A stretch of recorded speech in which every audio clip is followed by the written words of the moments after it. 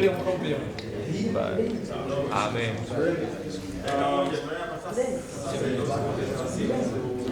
Ndugu waandishi, heri ya mwaka mpya. Amen. Karibuni katika press ya leo. Leo tuko na management ya Simba kiongozwa na Mtendaji Mkuu Mr. Senzo Mazingisa. Tuko na mkurugenzi wa wanachama Mr. Shimbaga, lakini tuko na msemaji wetu wa Klabu Haji Manara, lakini pia tunaye mkuu wa logistics wa Simba Sports Club ndugu basi hapa. Kwa utambulisho mdogo, namkaribisha msemaji wa mabingwa nchi Haji Manara kwa ajili ya kuendelea na press. Karibu chief.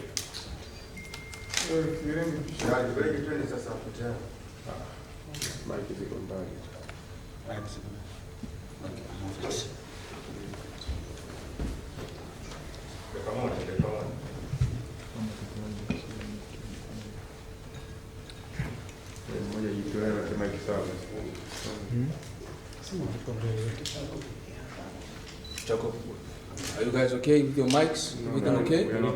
What's wrong? Let's adjust them before we start. That side, just move inside.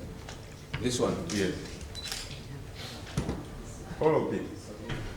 Just collect them together at one area. So this one, see? Katikati. Katikati ya wameongea.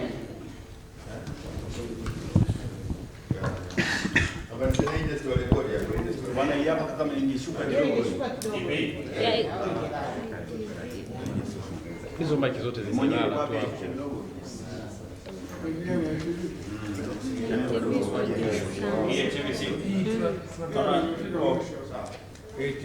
Kwa mwisho au itoke hapa. Iweke tu.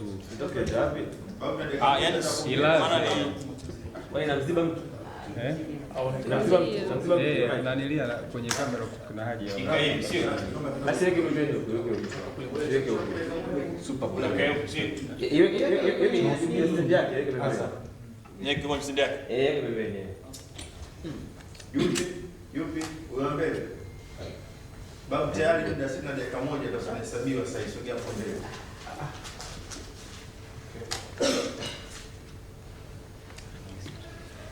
Shukuru sana sana. Iko nini? Nitatanga hizo kwa sababu ya kupiga VT. Baada ya mafahamu mtazamaji na analo.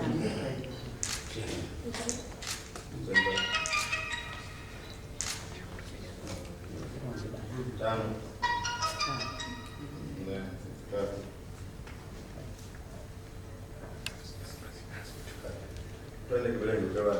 Naam, karibu sana mpenzi mtazamaji wa Azam TV moja kwa moja katika matangazo mubashara kwenye mkutano maalum wa management ya Simba kuelekea mchezo wa Simba na Yanga watani wa jadi.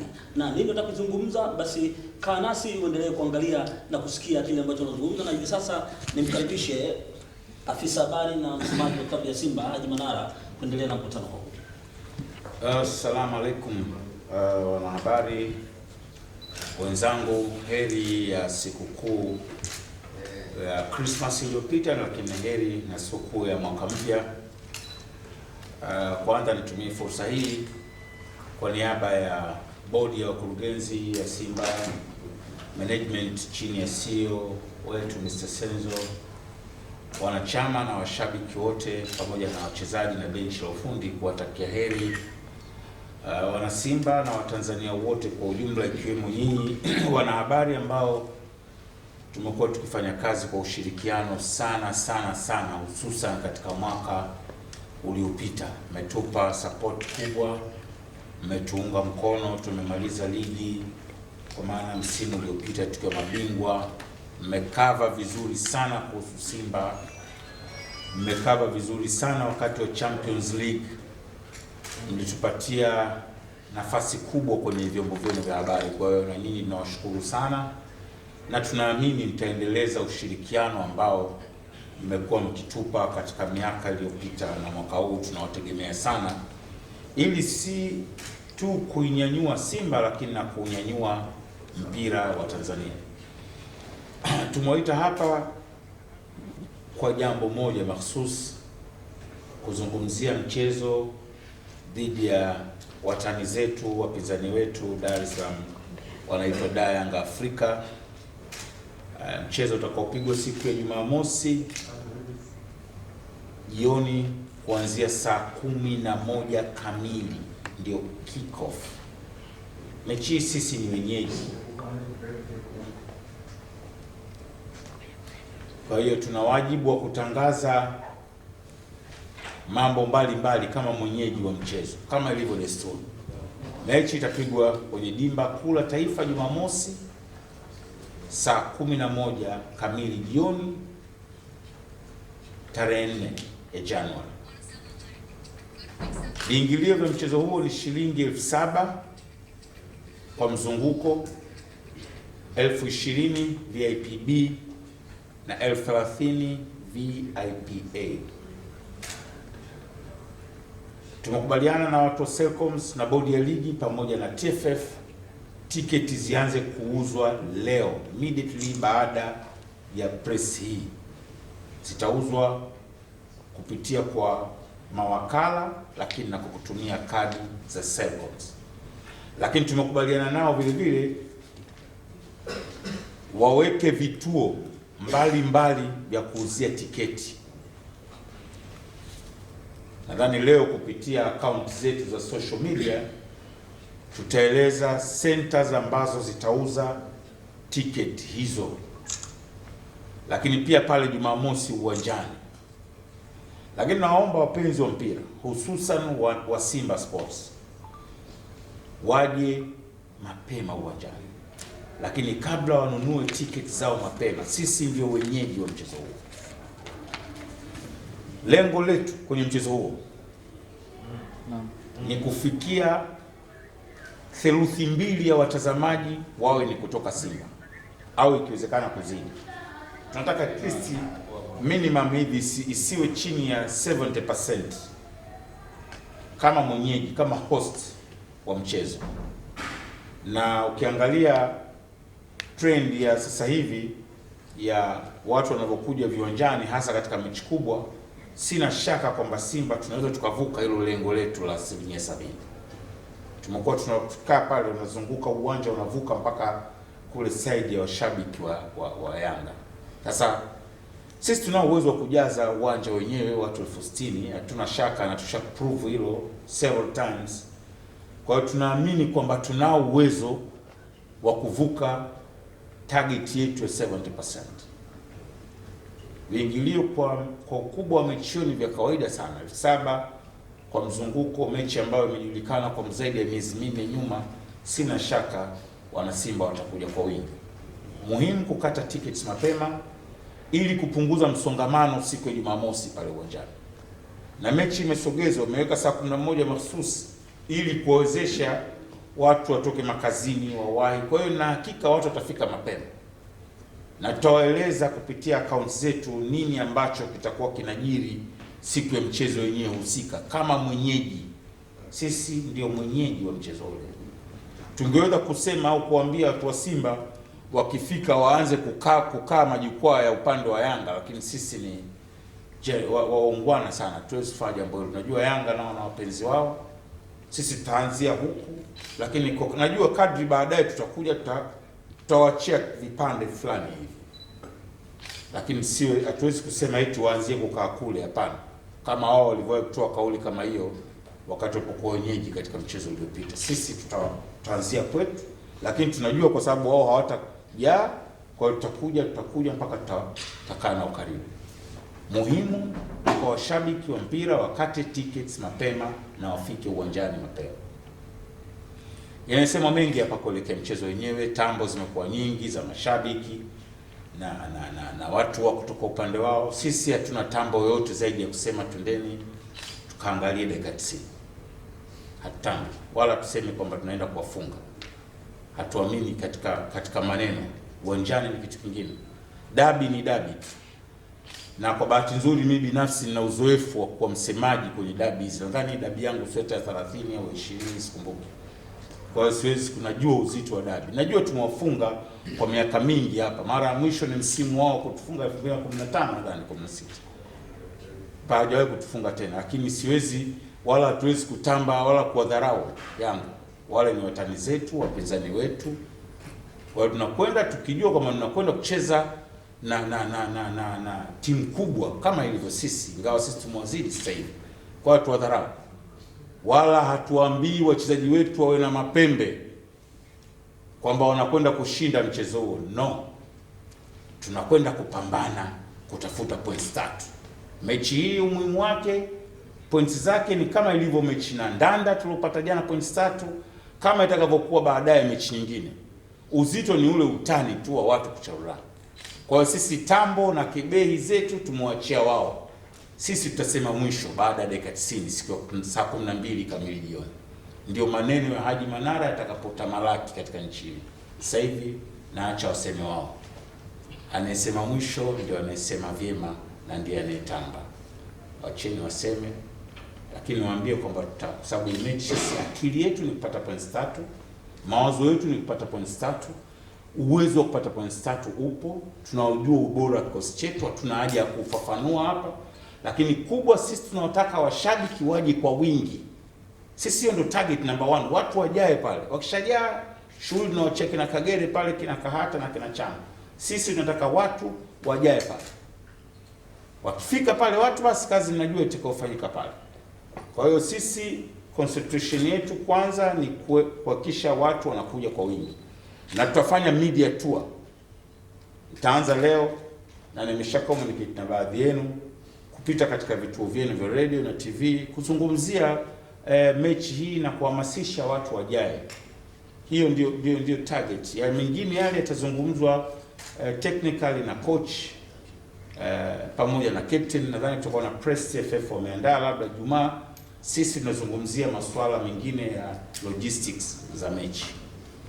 Mwisho, kabla sijamkaribisha CEO, niombe washabiki wa mpira hususan wa Simba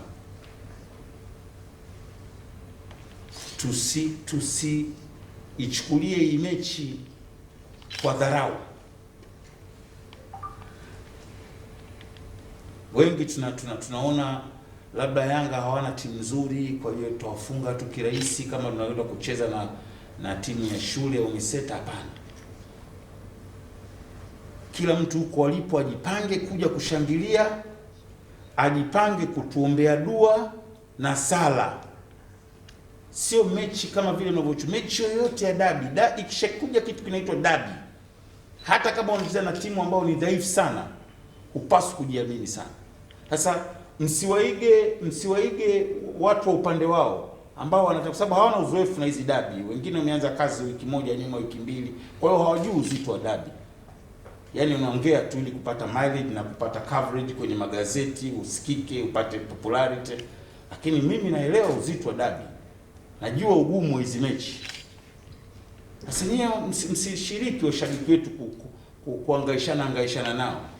Wala mimi najua mnafanya kipindi kizuri sana Azam kwa ajili ya kuhamasisha hii mechi kama official broadcaster wa ligi na wa Simba na Yanga, lakini mimi huwa napata tabu sana kusikia zile tambo zile zinazidi kupita kiasi. Kuna mmoja jana akaambia bwana, sisi Yanga tunawafunga goli 8. Kaambia lakini ndio tambo hizo, tunakwenda lakini tukiwa serious, acha mambo ya Instagram, acha mambo ya Facebook kule, lakini tukiwa serious nazungumzia vitu na media, nawaambia msimamo wa Simba, hatuwadharau Yanga, tunawaheshimu hata kidogo, hatuwadharau. Hiyo ndio official statement ya Simba, na nadhani CEO watazungumza vile vile. Sisi tunajipa underdog, wao ndio wakubwa, lakini tusubiri dakika 90, mechi itaamuliwa uwanjani. Sasa nimkaribishe bosi wangu, CEO wetu, ambaye atazungumza masuala mengine ya kuelekea mechi hiyo, lakini pia na masuala yanayoendelea ndani ya club, hususan swala la usajili wa wachezaji ambao wanataka kuingia katika hii window. Karibu sana bosi. Asante sana Haji. Yes. Wanna change the mics? Sogeza zote tu. sijui kwa Kiingereza wanasemaje, ila ni kusogeza kusogeza.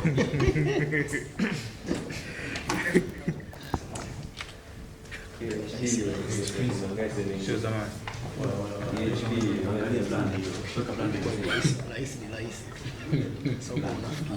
Hapo sawa.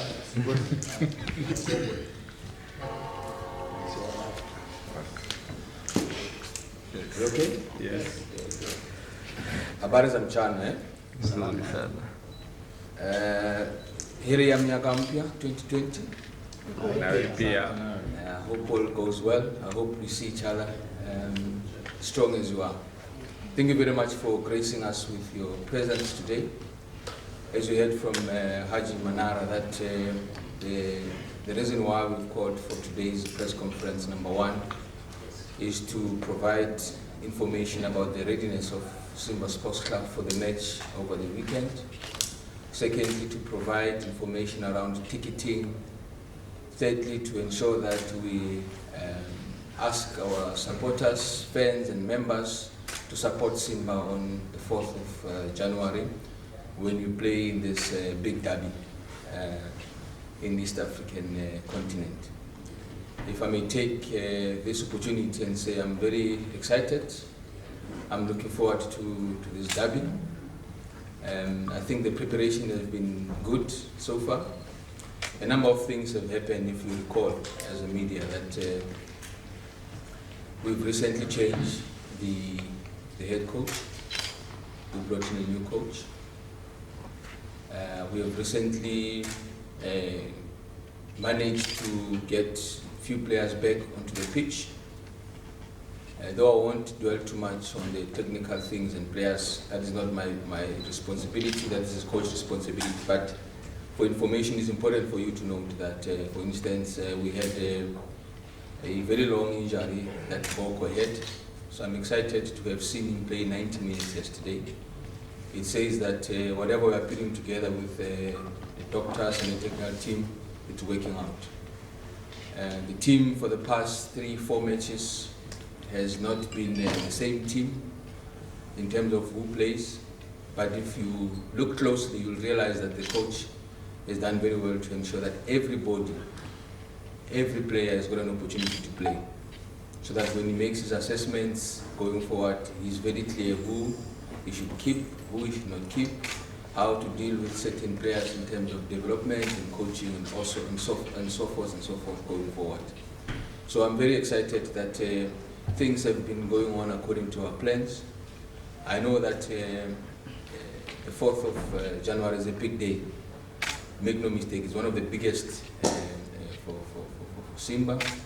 You must bear in mind that we are heading into the new century. You know, from the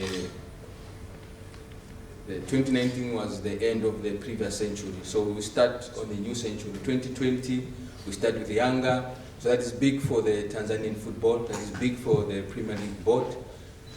Hopefully we will have a number of links into this match on Saturday. So as a club, we are ready. We're here to tell you that we are ready as a club. We're here to tell you that we are ready in terms of logistics. We are ready in terms of the team itself. You know, if I may recall, maybe on top of my head, that one of the issues as well I needed to report was that on the players, we have Wilker De Silva, our striker, who is currently not with the team. He's traveled to Malaysia for a possible transfer into a Malaysian team. And the reasons are very clear, that Wilker has really tried his best, very good player, but he found it a bit difficult to acclimatize in Tanzania. You know, he's a very good player. So we are looking at ways to assist each other to ensure that he keeps on with his career, and then we can all move forward. So we wish him all the best. He's been away for 2 days now, and very soon we'll make announcements in terms of if he was successful with his transfer to the Malaysian club. I know that there's a lot of questions around registrations. Let me say that registrations are not something that we do because our fans say that we must go and sign, or because some fundis in certain corner decides that we need a certain player. When we recruit, we involve everybody involved in running of this club. We involve the technical team, we involve our technical committee, we involve a number of people before we can make a decision on signing players. So I can assure you now that after you've made a decision whether you need to reinforce the team or you need to bring in other players, it's also a process to go and get a player into the club.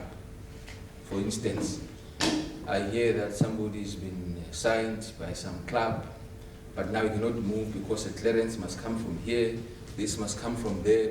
So all these things, before you can come in front of you and say, now we've got Haji Manara as our goalkeeper, I must make sure that all these small nitty-gritties, contractual obligations, the international transfers, regulations, any other pending matters are taken care of.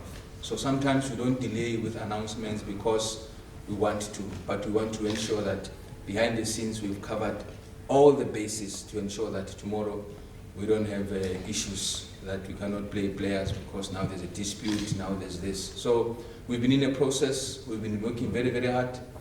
I know that there's a lot of rumors around the player from Mozambique, but that's not the only player that we've been looking at.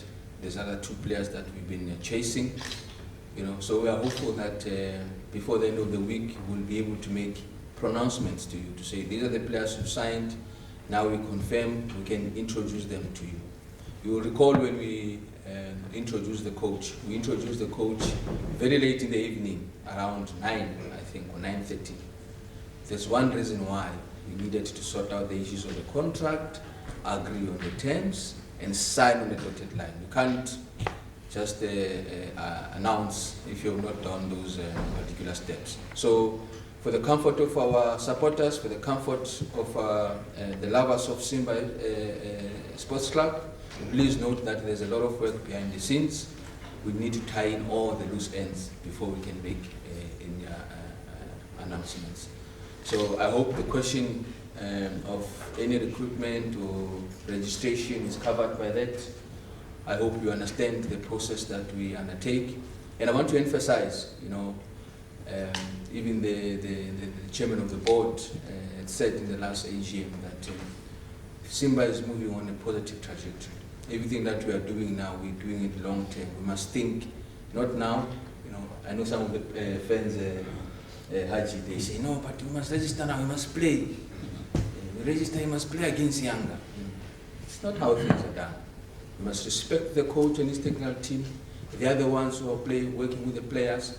They will decide how things are done. If they feel that if I've signed Baga today and Baga must play tomorrow, it's their prerogative.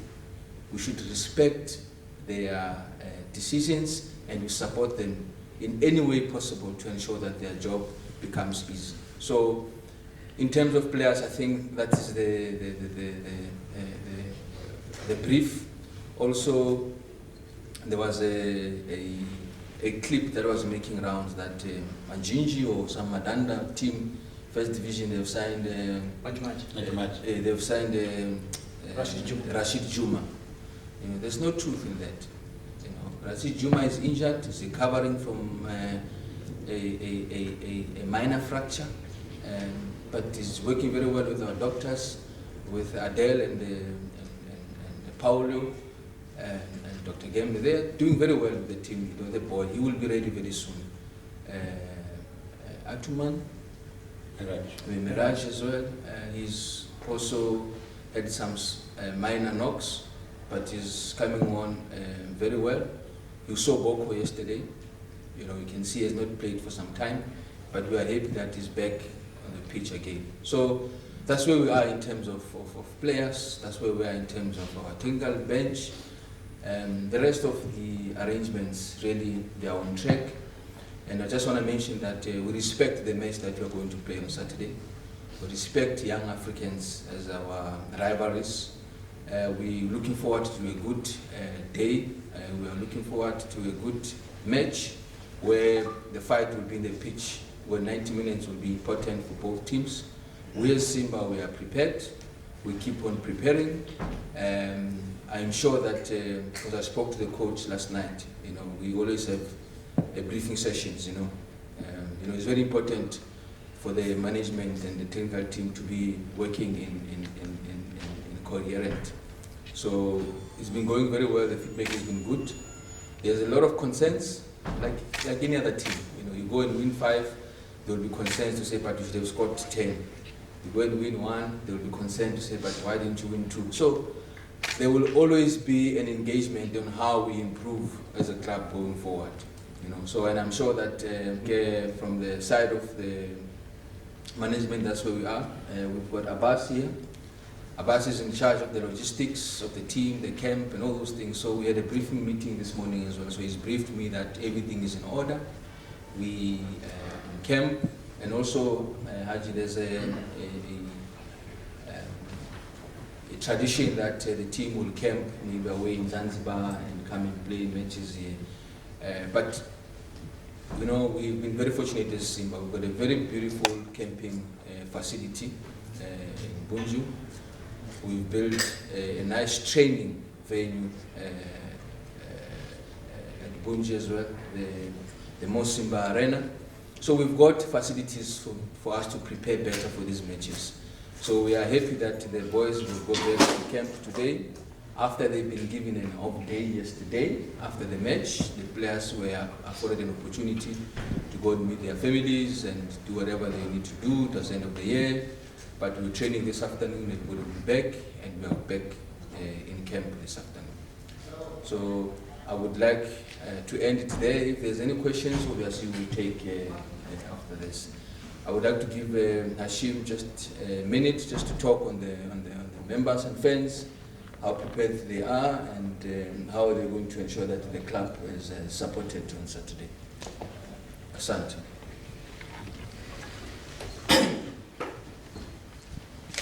Habari za mchana. Heri ya mwaka mpya.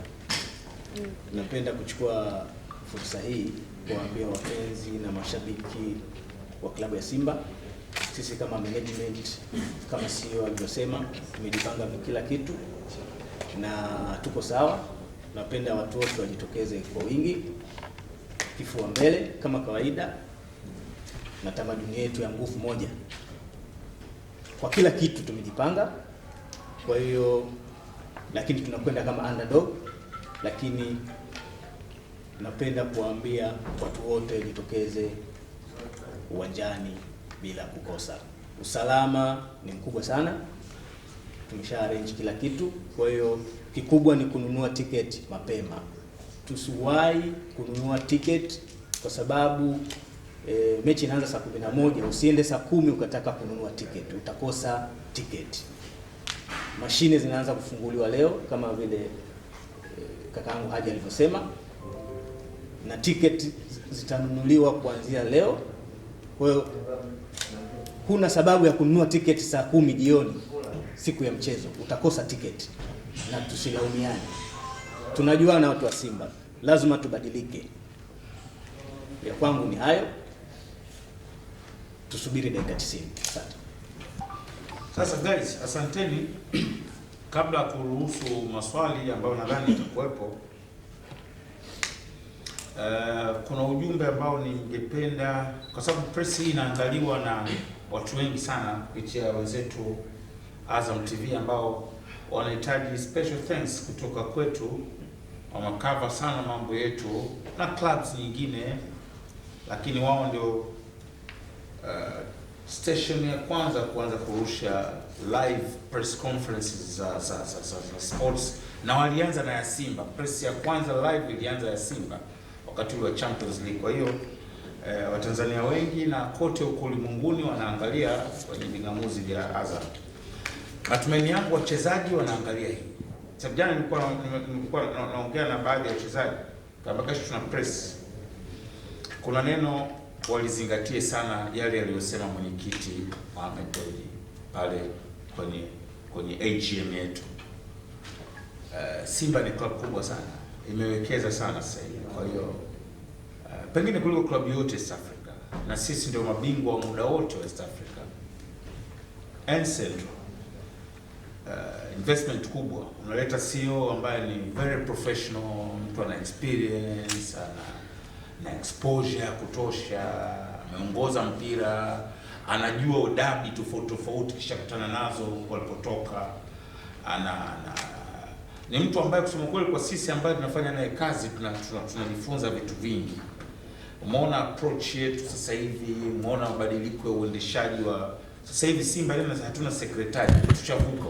Hii ni corporate, hatuwezi kuwa na secretary tena. Secretary tunauwezesha vyama vya siasa.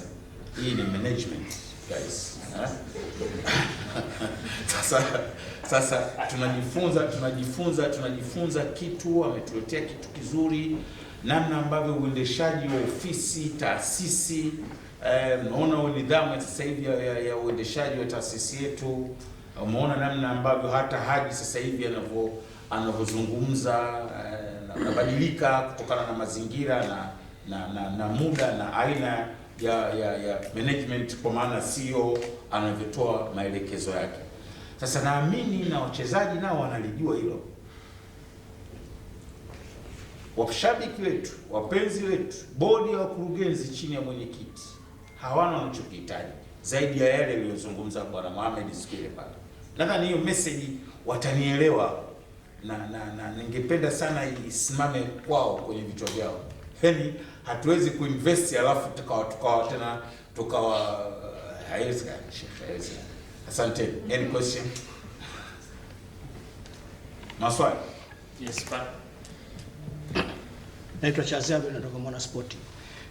Umetangaza viingilio, tiketi zinaanza kuuzwa leo, lakini changamoto kubwa ambayo inaibuka katika mechi kubwa kama hizi sio uuzaji wa tiketi sasa hivi, ni swala zima la uingiaji uwanjani. Kumekuwa na urasimu mkubwa sana kiasi ambacho wakati mwingine unakuta watu wana tiketi lakini wanapata wakati mgumu kuingia, na unakuta kuna muda mpaka inafika hatua tiketi ni nyingi kuliko idadi ya viti ambavyo viko katika uwanja wa Taifa. Labda kwa hili mmejipangaje? Yaani kuombe na nyinyi tusaidie. Tunayo changamoto. Sorry, let's take 5 questions. Okay, 5 questions. Okay. Basi tukusanye ili tukijibu tu wengine. Yes, I'm Geoffrey Mwamnyanyi from BLTV. The question is direct to Mr. CEO. You said that you are looking for 3 players to join Simba at this very small period of registration. And we know that right now to get a very quality player is very difficult, especially at this duration. Perhaps what effort are you doing so that we can get the exactly quality players who will join to Simba? Another question? Kama lipo unaweza ukamaliza tu kama lipo. Kuna watu lazima uulize maswali, lakini leo sio sikii. Mnaweza mkaona Kiswahili alafu mimi nikajaribu. No, it's really explain. Jacob. Basi tunaendelea. Mimi nadhani ya kwanza ya uingiaji, Charles, ni kweli tunayo changamoto hiyo na imetukuta hasa katika mechi acha na ndanda ile nyuma tuchezana na KMC. Washabiki wengi sana walipata tabu sana katika uingiaji pale huo. Tumekaa kikao jana na ripoti. Tumekaa kikao jana na wenzetu wa Selcom, bodi ya ligi, kwa usalama. Hizo changamoto kweli zinatokea mara kwa mara hasa kwenye big match. Na tumemwambia mwenzetu Hashim Baga ambaye ndio director wa wanachama na washabiki jana kwenye kikao, tungetamani kuona kuja mpirani kuwe yani kama vile mtu anaenda picnic. Yani kusio kwenda mpirani Taifa mtu anakuwa anaudhika toka anapotoka nyumbani mpaka anaporudi. Umeona wakati fulani tuliandaa hapa zile platinum ticket. Zilikuwa tunawachukua watu wanakuwa nakaa. Sasa tuna viwanja tuna gates nyingi. Tunaomba watu wetu wa uwanja wa Taifa, management ya uwanja wa Taifa iziachie baadhi ya gates. Unajua shida kubwa ambayo mimi naiona kwenye big matches, baadhi ya mageti yamekuwa hayana utamaduni wa kufunguliwa. Yaani unajua ni kama vile vituo vya polisi wa mageti yake hayafungwi.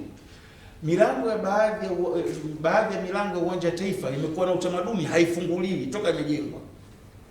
Yaani hiyo tu ni changamoto ya kwanza, ndio hiyo kubwa. Nyingine zote zitakuwa ni bla bla. Kubwa ni kwamba serikali management iruhusu baadhi ya gates zifunguliwe. Tunafungua gates 3-4. Watu 60 wamejaa. Mungu atuepushe mbali. Ikitokea unawezaje? Unaangalia mechi kubwa Europe au hata nchi zilizoendelea, kwa mfano South Africa au Egypt au Tunisia au wapi, mechi kishaisha baada ya dakika 2 uwanja mweupe, kwa sababu magates yako mengi, watu wanaondoka tu. Sisi tuna shida, tunafungua only 4 gates, 3 gates. Hiyo ndio changamoto kubwa ambayo watu hawataka kuisema. Sasa mimi niiseme wazi kwamba tujitahidi kufungua ukishafungua magate watu 60 shehe wanaingia kwa dakika 5 tu. Tuna gates nyingi sana pale. Na wanatoka kwa dakika 5 tu. Tayari tunafungua gate 2.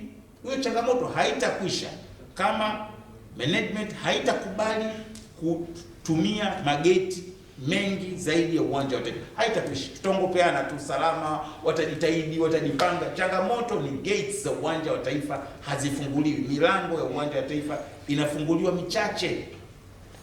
Labda niseme hii inaweza ikawakera watu wakatoa sababu nyingine, lakini hiyo ndio fact ambayo haipingiki. Tunaona mechi kubwa Europe, tunaangalia mpira kila siku, baada ya mechi refa akishapiga filimbi only 2 minutes majukwaa matupu. Lakini hapa tunakuwa na msongamano mpaka kwa kutoka. Tena wakati mwingine mpaka VIP tunasonga, watu wanasongamana. Guys, saidieni na nini push management ya Taifa ianze kuliona hilo. Lakini na changamoto ya pili, msongamano unatokana na watu kuchelewa. Watanzania ni watu kuchelewa katika kila jambo. Hatuna yani si kila jambo tu. Yani si sema ni tumie lugha gani rafiki. Mtu mechi inaanza tushatangaza saa 11. Haki ya Mungu nyumbani mtu anaondoka saa 10 kasorobo. 60% ya watu wanatoka saa 10 kasorobo 9:30. Hawa wote kwa mageti matatu uwanja wa Taifa watu 60 wataingiaje? Lazima tutakuwa na challenges hizo. Tuanze kuwa na utamaduni wa kuwa na mpirani mapema. Pamoja na hizo mageti machache, lakini utamaduni wetu wa kuchelewa. Hii leo tumeambiwa mwisho kusajili line ya simu tarehe 31. Wallahi kosa rahisi kuongeza muda. Tungekuwa sasa hivi tulikuwa hatufiki hata laki 5 ambao tunawasiliana. Tuna kawaida tu ya kuchelewa. Passport tumeambiwa mwisho tarehe 31 Januari. Mpaka sasa hivi kuna wachunguzi mmoja, lakini tarehe 29, 30 na 31 kimbembe kitakachotokea pale kwa rasmi immigration, Mungu anajua. Ndio kama kwa mpira. Kimbembe kinakuja last minute. Sasa na yeye mtusaidie media kuambia kujenga utamaduni mpya watu kuja viwanjani mapema, lakini tusaidieni watu wa serikalini na watu wa uwanja wa Taifa wafungue gates. Hizo changamoto zikishamalizika basi wala hizo unasema Charles hazitaendelea. Naomba niongezee hapo kwenye media, natakiwa mtupe support kuiambia management ya uwanja wa Taifa na serikali kwamba ule uwanja wa Taifa, ngoja niwape fact, ule uwanja wa Taifa una milango 40 ya kuingia ndani na kutoka, lakini mashine zilizopo za kuingia ndani ni 20. Umeelewa? Kwa hesabu kila baada ya dakika moja mashine moja inatakiwa iingize watu 20. Umeelewa? Kwa maana hiyo ingekuwa mashine zote 40 zinaingiza watu kwa mara moja. Kila dakika moja ungekuwa kunaingia watu 800. Ina maana ndani ya saa moja na nusu uwanja unakuwa umejaa. Lakini kwa sababu mashine ziko 20 ambazo ni za serikali na uwanja wa Taifa, ina maana ili kuujaza ule uwanja ni zaidi ya masaa 3. Mmeelewa hiyo fact eh? Asante. Just to add, niongeze the issue of gates, late coming affects everything. So it's important, as my colleagues are saying, that we need to speak to media, speak to our partners, and make our fans aware that they need to come to the matches early. It's very, very important to come to the matches early. I personally have been to a number of derbies in South Africa where the same problem persists. It's not only unique here. It's, go to Egypt, you are going to stream live, you are told no, the match is delayed for 30 minutes because there's some people outside the stadium, they could not get in. You know, it's a fact, it's there. But the reason why we have such press conferences that we're having today is to encourage our fans, people who are going to the stadium, to go to the stadium early. You know, Haji has told me they've got something that they've arranged. There are going to be 80 matches. Under 20 will be playing. There will be some music played. All those other things that are building up to the main match. So if you go early to the stadium, say 10 o'clock, Sangapi 10 o'clock in your Sakumi, Sunday. You know, go at 10 o'clock, you're at the stadium with your family or friends, you're watching the under 20 they're playing, we are building up to the main match. Don't come very late now, we are pushing at the gates, you know, we are complaining now. You know, when there's pressure, even the technology fails us. Now you come to the stadium is 15 minutes before kickoff. The Celcom guy is trying to put in your ticket there, the network is gone. Now you are frustrated, now you don't know what to do because you want to see the kickoff. Let's come to the stadium on time. Let's come early. Stadium is not about the 90 minutes. Stadium is about enjoyment, it's about chatting, it's about enjoying the environment in the stands. You know, also seeing your team warm up. How do they warm up? Do you think they're ready when they are warming up? You know, let's come early and see those things and enjoy the game. The game is not 90 minutes. The game starts when you leave your house, getting to the Daladala, going to the stadium, from the stadium, you go to Wakala, you buy your things, go straight to the stadium. It's an experience. So let's come early to the stadium. I'm talking to the Simba fans, and the other fans that are coming, they must come early as well so that we don't have issues at the gate. And then we have things, you know, they didn't want to give us tickets, blah, blah, blah, blah. We don't want blah, blah, blah. We want people to be early on time, and we've already engaged with our stakeholders, you know, Celcom, the Premier League Board, TFF.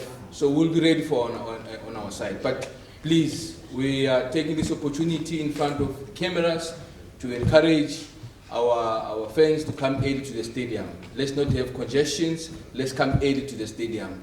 Have a ticket in hand. Don't try your luck and start pushing at the gates. The security will deal with you and the police will deal with you very, very harshly.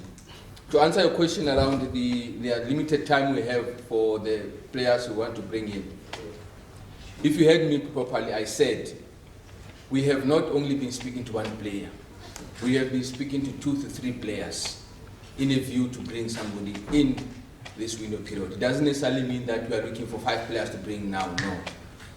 You know, you need to make options and see which one is best. And out of all those that you are talking with, we'll be able to bring one during this window period. But going forward, the process of recruitment of players is not just going to be a once-off decision. That is going to be a process. Follow the players that you want to bring in, gather more information. Is it a player that you want to bring in? You want to bring a centre back, for instance. What type of centre back will you bring in? We have centre backs that they kick with the right. You want a centre back that can win it every time in the head, or you want a centre back that can be comfortable at the back, can start movements from the back. You know, you must know what type of players we are looking for. So we are in a process of doing that. For now, because we will have a very stringent program from Januari until the end of the season, we will play midweek, weekend, so there are going to be injuries, there's going to be yellow cards, there's going to be some of the players that will be out, so you need to keep your squad being able to compete all this time. So we're working very hard, we're doing our best, and we're hopeful that it will be something that will satisfy the team.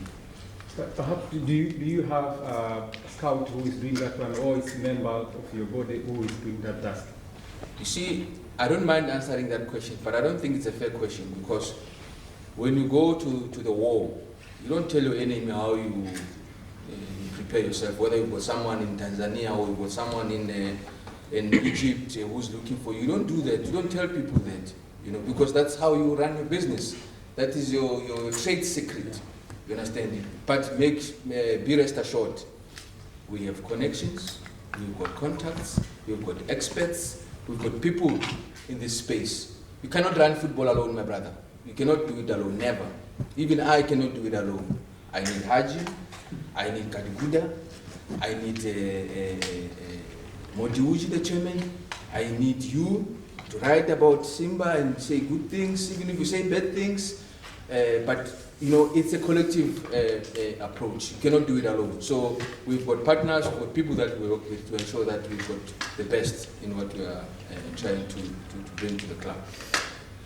Guys, mimi nadhani press yetu imeisha, lakini nawashukuru na niwaambie kikubwa CEO amesisitiza hatuwezi kutangaza mchezaji mpaka tukamilishe kila kitu. Hatuwezi leo tunamtangaza mchezaji tunaambia sio tujamalizana na magereza, tujamalizana na TFF. Level ya Simba ni kubwa sana. La mwisho tunakwenda na kauli mbiu inaitwa one touch kwenye game hii. This is our slogan. Guys, naomba kila kinachoandikwa kwenye kuhusu Simba tunasafiria na neno one touch. Only 3 points. One touch, 3 points. Haji. Hashtag yetu ndio hiyo. Samani. Nataka kuuliza kitu kimoja ambacho kimekuwa kijirudia mara kwa mara kwamba kwenye mechi nyingi hizi ambazo unakuwa upande wenu leo mko Simba, si ndio? Ndio kwenye mechi. Nakuta upande mwingine hivi kwenye derby. Kwenye derby kama hizi. Problem kubwa ni kwenye upande wetu sisi waandishi wao tunasaulika sana. Kwa maana gani? Kwa mimi nafikia mwisho wa siku, kwa mfano kama sasa naweza kukuuliza tutapata wapi press, unasema siku ikifika mtajua. Alafu mwisho wa siku inakuja kufika siku mtu anakuambia baba imeandikwa mnatakiwa mje sehemu fulani, yani adhifu kwamba huko tunakoishi au tunakofanya kazi hatuna majukumu. Alafu hata ikitokea hivyo bado ukienda kuna kwani na process utafikiria tunapata sui mabomu, yani mtu hayuko straight.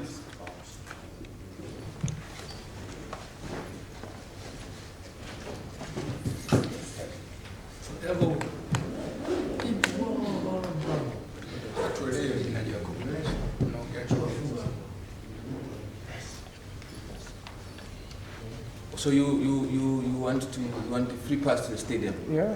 But how do they come to the stadium anyway? Don't you get accreditation as media?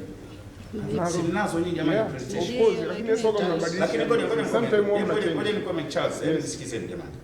Katika hili naomba mtutendee haki Simba. To be honest, kabisa. Yaani hata kutu blame kwenye hilo na kidogo tunakosa sasa ile nguvu yale.